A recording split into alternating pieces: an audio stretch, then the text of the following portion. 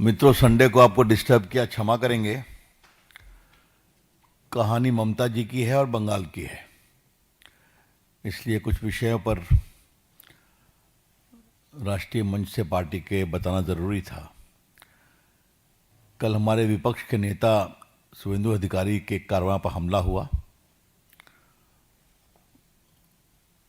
Police report लिखाने की कोशिश की गई। ये हमला पुलिस की मौजूदगी में हुआ था, लेकिन कोई एफआईआर नहीं हुआ। मतलब अपोजिशन लीडर के कॉन्वॉय पे हमला हो तो आप समझते ही हैं। मुझे याद है एमपीज के एक डेलीगेशन में हम लोग संदेश खाली गए थे, तो वहां अगर मेरी सिक्योरिटी और सीआरपीएफ नहीं आती तो हम लोग घुस भी नहीं पाते। तो ये बंगाल में चलता है, आपको मालूम है। ममता जी कह रही हैं कि हम जो दफ्तर में गए थे, आईपैक नाम है ना,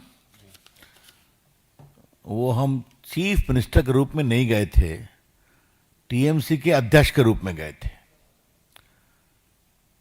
अब ये लॉजिक तो हमने आज तक सुना ही नहीं। कल जो हमने यहां प्रेस की थी, इस विषय को उठाया था, उसका उनका जवाब आया है। Mamata ji, you are the chief minister and you are the head of your party, लेकिन आप मुख्यमंत्री हैं, और मुख्यमंत्री रहते हुए एक प्राइवेट प्रॉपर्टी में जाने की क्या मजबूरी थी? इसका जवाब को देना पड़ेगा। अभी तक आपने कुछ नहीं एक्सप्लेन किया कि न वो आपका पार्टी का दफ्तर है, न वो आपका दफ्तर है, न वो आपका निवास है, न पार्टी किसी नेता का निवास है। वो एक कंसल्टेंसी फर्म है। और दूसरा, इतनी मजबूरी क्या आ गई कि आप एक हरे रंग के फाइल को छीन करके भागी? और तो और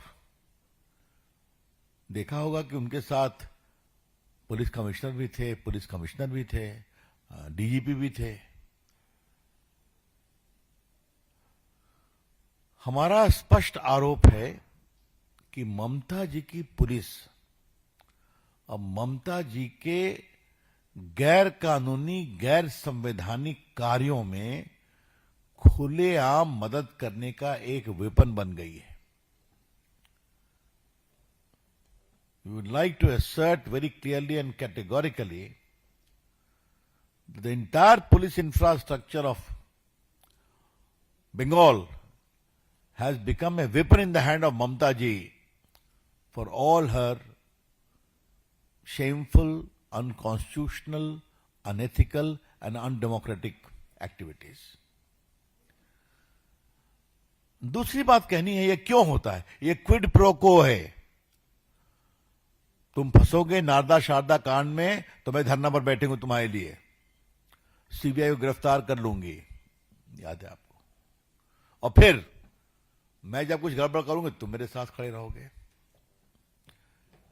लेकिन सबसे तो मुझे रोचक कहानी लगी, आपने टीवी में कल देखा होगा कि बंगाल की पुलिस इतना फाइल लेके तेजी से भाग रही थी, निकल रही थी। ये हम भी परेशान हो गए कि ममता जी तो फाइल लेकर निकल गई होंगी, नहीं, और उसके चेहरे पर घबराहट दिखाई पड़ रही थी, जैसे वो रश कर रहा था उनके कॉन्वॉय में रखने के लिए। तो क्या हो रहा है? There is something very seriously wrong in this whole exercise.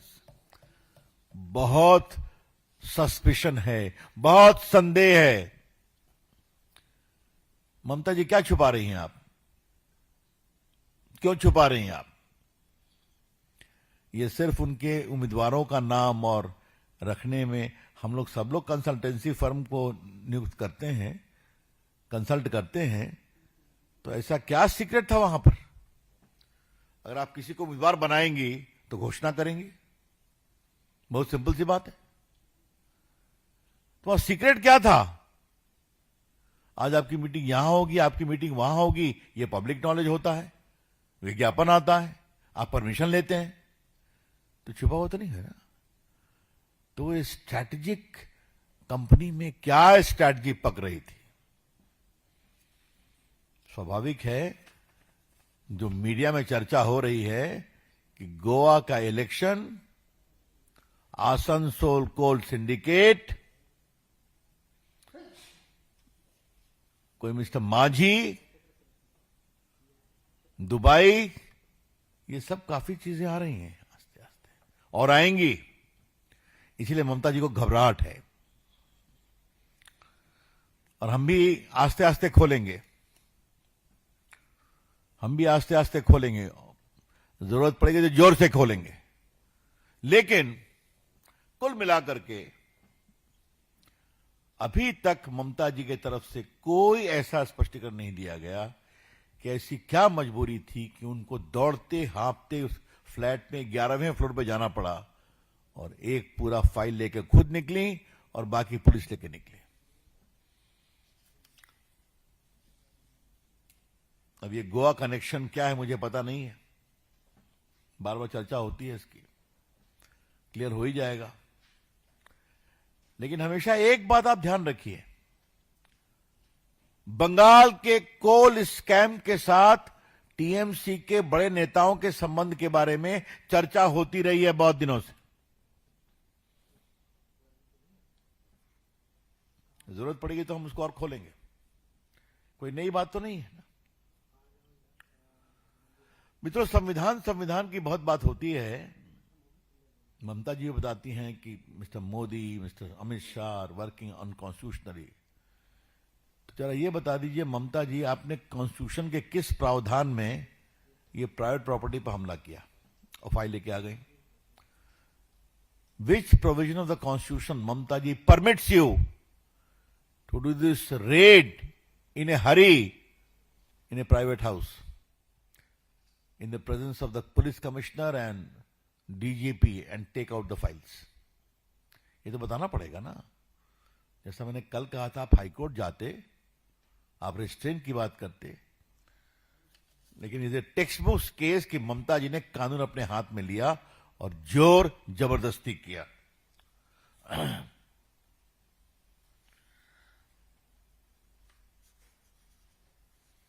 मैंने बताया था कि आपको 19 में पुलिस कमिश्नर के दफ्तर पर ये घर पर धरने में बैठी थी, वो कहानी में बता चुका हूं आपको।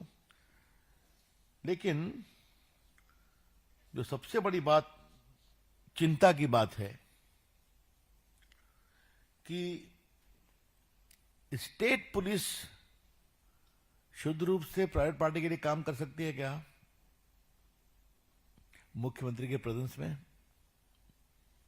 ये बहुत सीरियस सवाल है कि commissioner and DGP along with police forces उनके कहने पर केस करें, मुझे उस पर अलग से बहस होगी और जवाब दिया जाएगा। लेकिन वो बिल्कुल एजेंट के रूप में जाते हैं, ये बहुत ही दुर्भाग्यपूर्ण है। और बंगाल के लोगों का टैक्स पेयर का पैसा क्या पुलिस को पर्सनल प्रॉपर्टी बनाया जा रहा है? ये हम जरूर कहना चाहेंगे। और एक अंतिम सवाल जो मुझे उठाना है, आप कह रहे हैं कि वो हमारे पॉलिटिकल कंसल्टेंसी फर्म है। आपकी पॉलिटिकल कंसल्टेंसी फर्म है या टीएमसी के अनअकाउंटेड मनी और स्लश मनी को पार्क करने का फ्रंट है? मैं फिर कह रहा हूं, ये जो संदेहास्पद परिस्थितियां हैं, ये कई सवाल पैदा करती हैं। The suspicious circumstances raise a lot of questions कि सिर्फ आपकी कंसल्टेंसी फर्म थी या उससे अधिक थी, मनी पार्किंग फर्म थी, मनी लॉन्ड्रिंग को हार्वेस्ट करने की फर्म थी। इन प्रश्नों का कोई उत्तर नहीं मिल रहा है मित्रों। अब मामला सुप्रीम कोर्ट गया है। मैंने पहले कहा था रात में एक बार कि हाईकोर्ट में सुनवाई नहीं हो पाई। क्या मतलब है इसका कि जज को बार बार रिक्वेस्ट करके कहें कि आप लोग बाहर जाएं, उनको अध्ययन करना पड़ा। फिर ये सब बातें कहते हुए अब आई हैं ईडी सुप्रीम कोर्ट में, और सुप्रीम कोर्ट में ईडी ने क्या क्या कहा है वो काफी मीडिया में चर्चा में भी आया है। चाहे कलकत्ता हाई कोर्ट हो या सुप्रीम कोर्ट हो, तो उससे वो क्या कर रहे थे, कोल स्मगलिंग में क्या क्या काम कर रहे थे, गोवा कनेक्शन क्या था, ये मिस्टर माझी क्या है, लाला बाबू कहते हैं उनको, ये सब चर्चा में आई है बात। और किसका क्या प्रोटेक्शन है ये भी चर्चा में आई है। ममता जी, मुझे आपसे अंत में एक ही बात कहनी है, आपके पार्टी से नैतिकता की दुहाई देना बंद करिए आप। बिल्कुल सारे अनैतिक काम, असंवैधानिक काम, अलोकतांत्रिक काम किए जाएंगे और एमपी को भेजा जाएगा कि जाओ धरना दो और पूरे होम मिनिस्ट्री में गेट क्रैश करो। ये ठीक है क्या? कुल मिला के स्थिति यही है कि ममता जी